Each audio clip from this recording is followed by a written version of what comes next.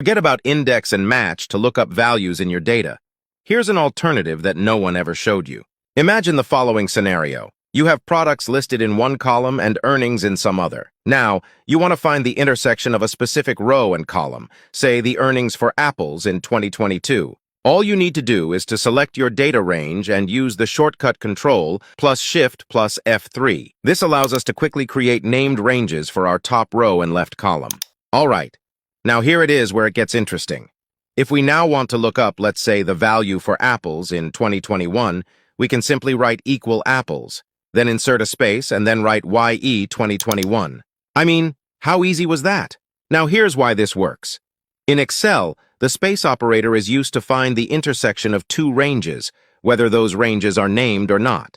For instance, you could also use the space operator to find the intersection of non-named ranges like A3, C3, and B1, B3, and Excel will return the value at the intersection located in B3. Now, when combined with named ranges, this becomes incredibly powerful. You can do more than just find simple intersections. You can also leverage this to sum ranges of cells easily. Notice here the space used to specify the intersection. And also, you can even sum non-contiguous cells. Simply specify the products first, then use the space to define the intersection and finally insert the years.